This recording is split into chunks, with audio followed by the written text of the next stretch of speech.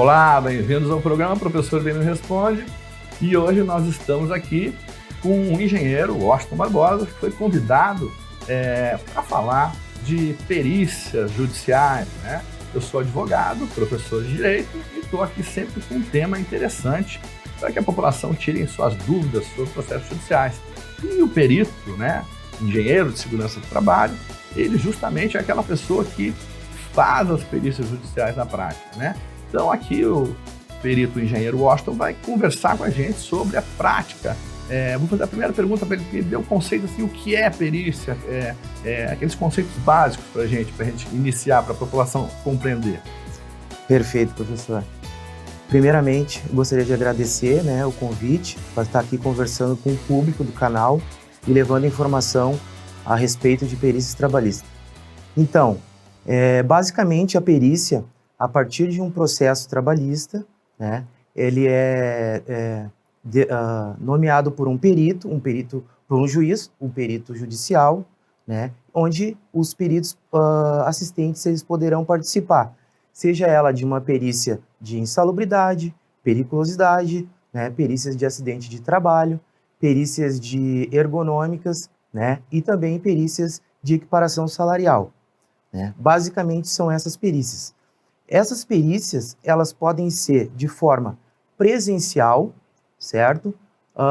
Também podem ser realizadas na Secretaria da Vara, podem ser realizadas também de forma telepresencial, por videoconferência.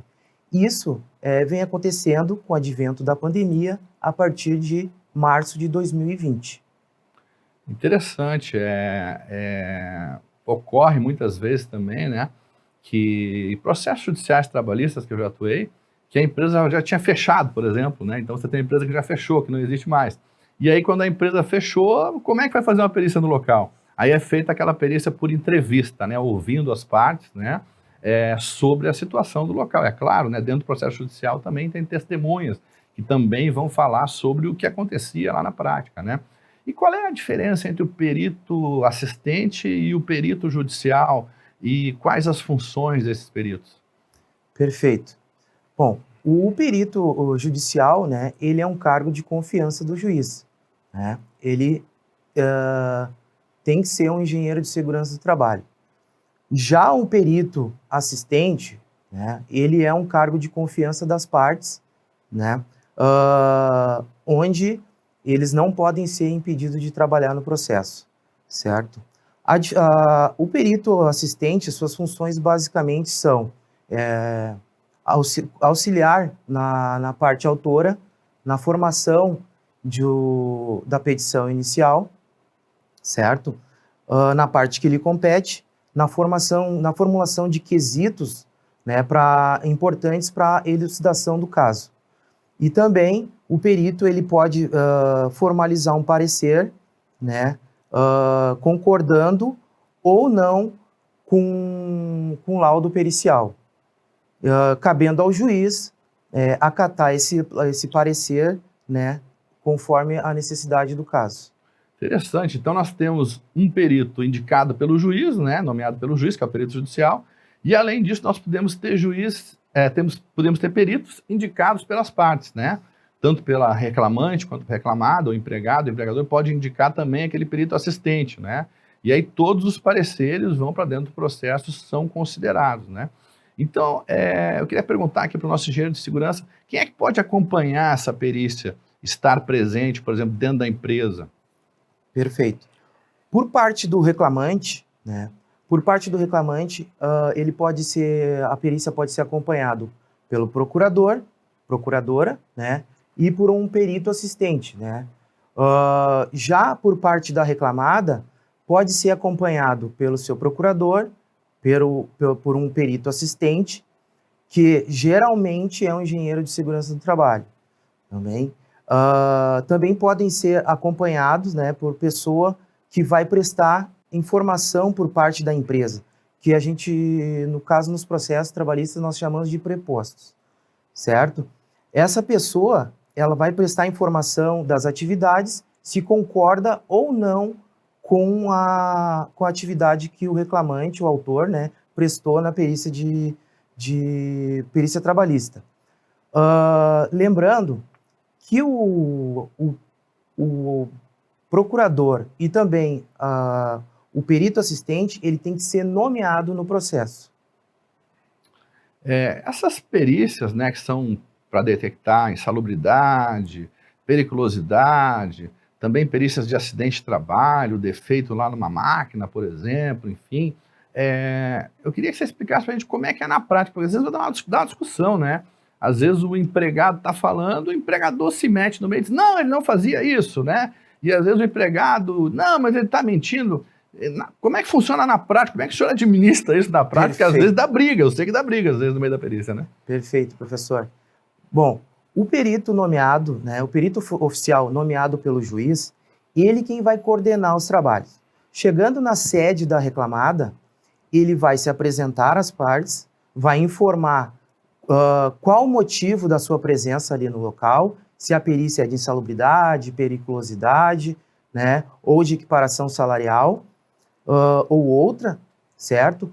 E primeiramente ele vai formalizar uma ata com horário, local, certo? Para posteriormente ele pegar as assinaturas dos presentes. Inicialmente, para melhor entender como são as atividades da parte reclamante, quem começa a entrevista é o autor, certo? Após as informações colhidas do autor, a parte reclamada, através do seu preposto, vai concordar ou não com as atividades, para que não haja essa briga, essa discussão, né? Então ela é conduzida da melhor forma possível. Após colher as informações das partes, o perito oficial e os presentes, eles vão até o local, né, para que o perito e os assistentes, é importante essa parte, eles possam identificar quais são os agentes ou não no qual o autor, né, está exposto. Também nessa parte da perícia, o perito oficial e o perito assistentes, eles podem se valer de outros documentos. Documentos básicos, como o PPRA, até 2021, que é um programa de prevenção de riscos ambientais e que foi substituído, a partir de 2022, por um programa de gerenciamento de risco. Tá? E também um documento básico, no caso do autor, ele está exposto a algum agente químico, que seriam as FISPICs, né? Que são Ficha de Instrução de Segurança de Produtos Químicos, que foi substituída a partir do ano passado por uma FDS, que é Ficha de Dados de Segurança. Após colher esse material, o perito ele está, né, arrumando subsídios para formalizar o laudo pericial. Interessante. E em quais casos aí o perito pode verificar, por exemplo, que foi eliminada a insalubridade de alguma forma ali, na prática? Assim, explica isso para a gente. Bom, perfeito, professor. Essa parte da eliminação da insalubridade se dá em duas formas, tá? Com a utilização de equipamento individual e com a adoção de medidas de ordem geral que mantenha o local de trabalho, né, dentro dos limites de tolerância. E uma outra pergunta, esses peritos judiciais, como é que eles são nomeados? É por concurso público? Esses que são indicados pelo juiz, como é que funciona isso? Perfeito. Como informado anteriormente, o perito ele é um cargo de confiança do juiz, sendo que para trabalhar como perito na área trabalhista, ele obrigatoriamente tem que ser um engenheiro de segurança do trabalho, certo? Ele tem que fazer uma inscrição no site da Justiça do Trabalho e, posteriormente, ele tem que ser nomeado por um juiz oficial. Ok, e quem paga por essas perícias, né? Porque os peritos fazem o seu trabalho e alguém tem que pagar. Então nós temos o perito indicado pelo juiz e os peritos assistentes técnicos, né? Todos são engenheiros, só que uns são indicados pelo empregado e empregador e outros pelo juiz. Quem é que paga esses peritos? Certo. Bom, o perito o perito assistente das partes, certo? Quem paga são a parte reclamante e a parte reclamada. Já o perito oficial, em caso de o laudo for favorável ao trabalhador, quem paga a perícia é a reclamada. Se o laudo for desfavorável, quem paga o perito é o tribunal, desde que a parte autora esteja coberta com a AJG, Assistência Judiciária Gratuita.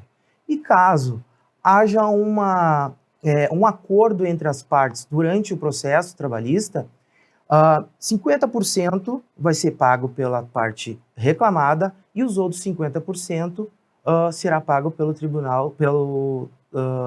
Tribunal Regional do Trabalho. Ok, esse assunto é bem interessante, né? Vamos encerrando o nosso programa aqui hoje. As perícias trabalhistas, então, são feitas, né, por engenheiros de segurança e que vão verificar lá as condições, efetivamente, se aquele empregado tem ou não direito àquilo, né? Eu vou agradecendo a presença aqui do nosso engenheiro de segurança do trabalho, pelos esclarecimentos, as dúvidas que nós tiramos aqui hoje.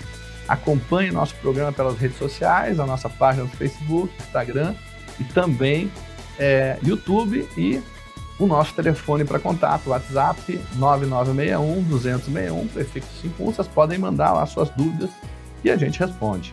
Um grande abraço, professor Merino. Estaremos aqui todos os dias com vocês com novos assuntos interessantes da área jurídica.